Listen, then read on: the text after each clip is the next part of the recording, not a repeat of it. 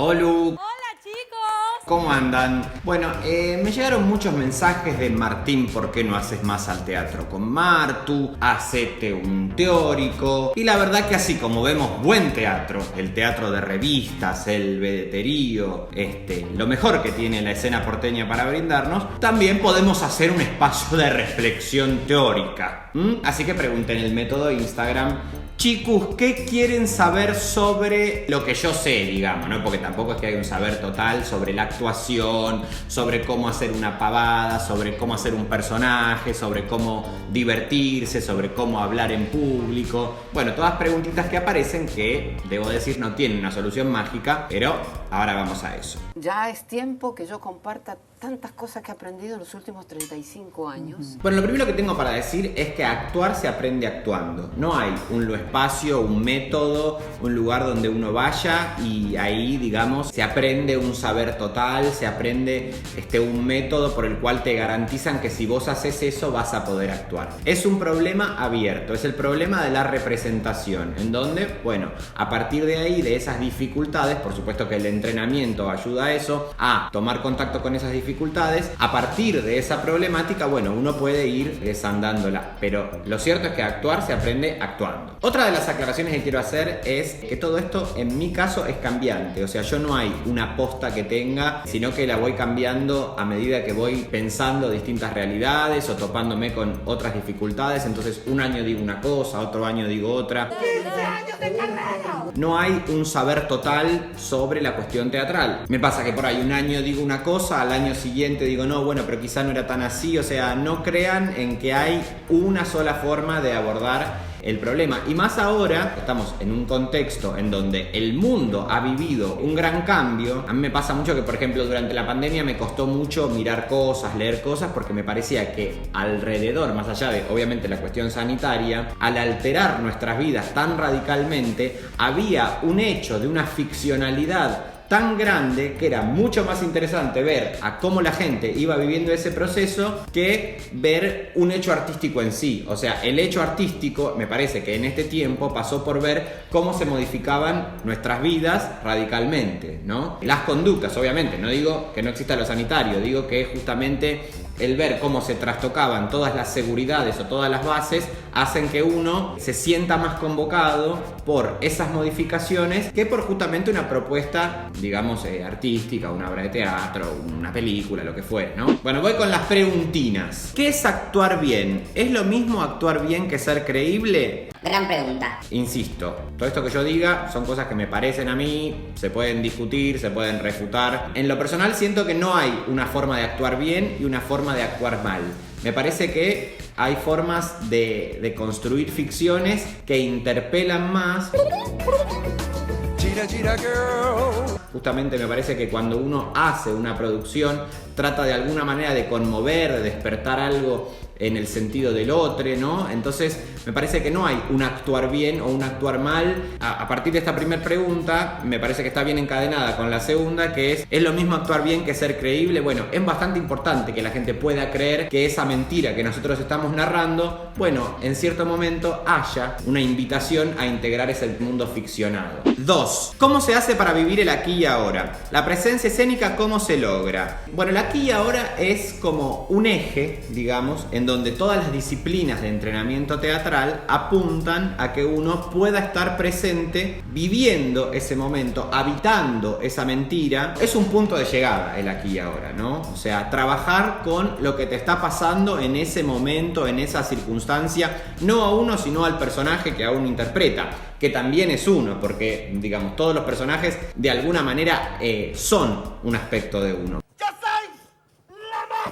Potenciado, un aspecto que uno combate, un aspecto que uno busca, pero todos los personajes, todas esas expresiones están de alguna manera aprendidas en nosotros y arraigadas. Entonces, el aquí y ahora, el vivir ese presente, que también es bastante difícil en la vida, ¿no? Porque ¿quién está en la vida exactamente viviendo ese aquí y ahora? Creo que también todas las búsquedas de meditación o de yoga, apuntan a que uno pueda habitar ese momento sin habitar al 100% el mundo de las ideas, de la cabeza, de la neurosis, ¿no? El mundo racional, sino que por el contrario haya, digamos, un aquí y ahora. 3. ¿Te apoyas en algún método en particular o es más bien un mix? En mi caso es un mix absolutamente, porque no creo que haya una disciplina, una escuela que logre, digamos, solucionar todo el gran problema de la representación, ¿no? En mi caso, cuando tomo notas, cuando investigo, cuando busco, siento que hay nudos teatrales, así los denomino, como distintas escuelas, distintas búsquedas, distintas líneas teatrales, ¿no? De cómo concebir el problema de la actuación, el problema de la representación, y que, digamos,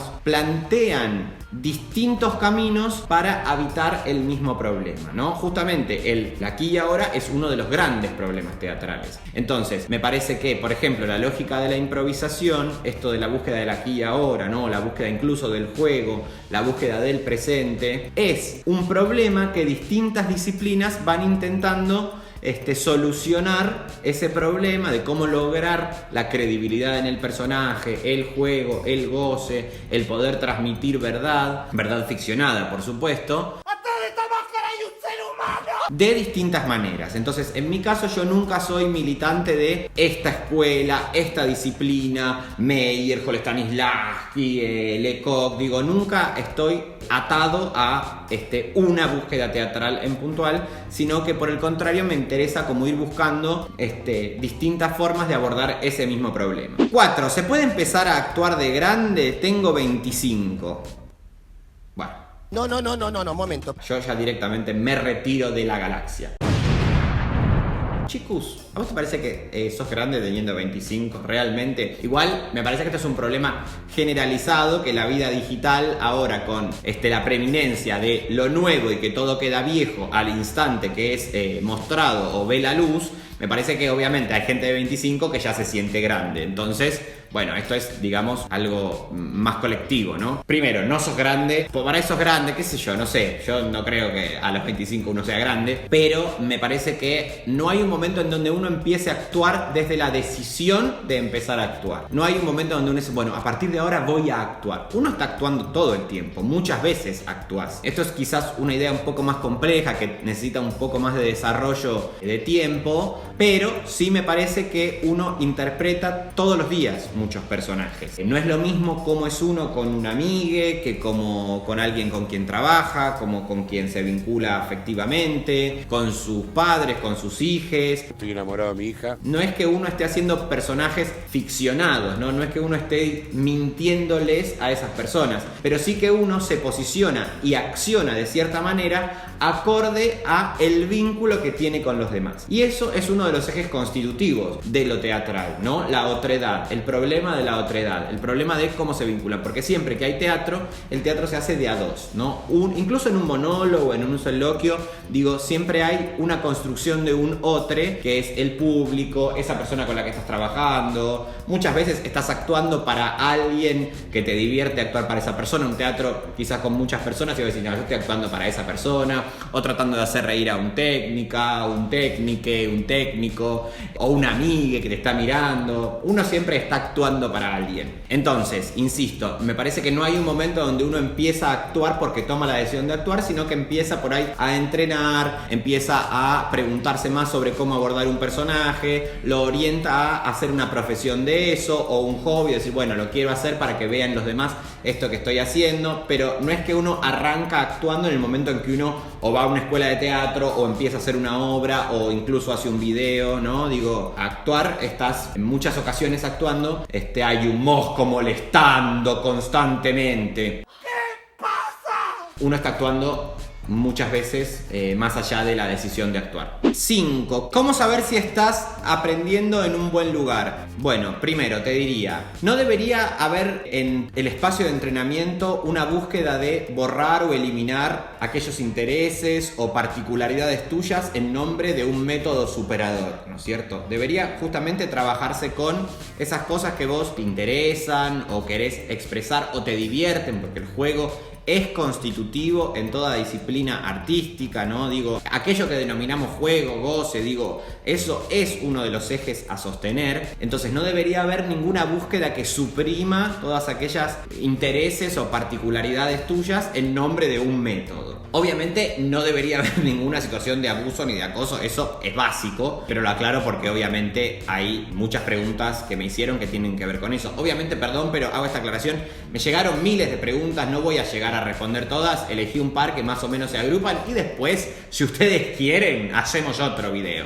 Entonces, otro de los indicadores puede ser cómo vos sentís que va desarrollándose ese entrenamiento, es decir, si uno tiene ganas de habitar ese espacio, más allá de las dificultades, porque no digo ganas de como, ay, qué sonrisa, qué bueno todo el tiempo, no, hay veces que te da paja, pero porque justamente estás como trabajando sobre algo que, bueno, encontraste una dificultad, digo, ahí sí se puede permanecer. Ahora, si es siempre un suplicio, si es un aburrimiento constante, salí de ahí. 6. ¿Se coge mucho entre la gente que trabaja ahí? Sí. Esto quiero dejarlo en claro. Es cogedera. Esto es cogedera. Pero también siento que lo que pasa es que les actores, les actrizos, se hacen más cargo que, por ejemplo, los odontólogos, los médicos, los contadores, que también son cogederas, pero no se están haciendo cargo. Entonces, los actores y las actrices y todo el gremio artístico se ha hecho cargo, así que vayan mis respetos. A diferencia de, por ejemplo, los diseñadores de interiores, que también es cogedera y lo niegan. Y yo lo sé. Siguiente pregunta. Tips básicos para improvisar. Bueno, esto amerita un video puntual porque obviamente la improvisación en mi caso es algo que me ha interesado mucho. Es otro de los nudos teatrales, digo, muchas disciplinas teatrales tratando de abordar el problema de la improvisación. Pienso a la improvisación como una lógica de construcción de saberes en donde dos realidades que aparecen como antagónicas entre sí porque no se conocen, porque son dos mundos distintos, se encuentran, se suprimen, arrojan una nueva realidad y esa nueva realidad es la supresión y la contención de esas dos primeras realidades. A su vez, esa realidad no es una realidad total, sino que es una realidad que se va a encontrar con otra y se va a suprimir y subvertir en algo nuevo. ¿Muy hegeliano? Sí. Muy en común con cómo se construye el espacio político del populismo, también. Tips básicos de la improvisación, más allá de todo paja teórica. El juego es constitutivo, ordenate a través de aquello que te divirtió en algún momento. Se apunta mucho a habitar ese espacio en donde vos jodías, jugabas cuando eras niñe y de repente te dijeron, bueno, basta, acá aparece la escolarización, acá aparece el no, entendé esto, el disciplinamiento. Entonces empieza todo el mundo normativo en contraposición al mundo del juego. Bueno, el mundo del juego es un gran posibilitador de encontrarse con realidades tanto para la lógica de la improvisación como para la actuación. ¿Esto quiere decir que tenés que actuar de niñe? No, sino que tenés que recuperar esas experiencias que cuando eras niñe estabas jugando y eras una cosa, otra y no había ningún juicio, sino que justamente estabas habitando ese mundo. La improvisación tiene reglas básicas casi en todos lados, en donde por ejemplo un eje constitutivo de la improvisación es la no negación, pese a que hablaba de esta realidad de antagonismos, pero digo, uno cuando está improvisando con alguien más, digamos, el pecado más grande es justamente decirle que no a la otra persona para imponer una realidad, sino que lo que se busca es construir con esa otra realidad a través de la lógica afirmativa, a través de la lógica de aceptación, ¿no? La aceptación y la escucha de qué es lo que está proponiendo la otra identidad para justamente uno poder construir con eso. Chicos, espero que les haya gustado, se me suscriben al canal, ponen la campanita, le mandan este video a su vecina, a quien quieran, por WhatsApp, por Instagram, por lo que sea. Me dejan acá en los comentarios sus preguntas, sus apreciaciones, me mandan a la mierda si quieren, porque obviamente esto es absolutamente político, se pueden disputar cositas, no hay ninguna verdad que yo haya dicho en este video, son todas mentiras. Un besito muy grande, chao.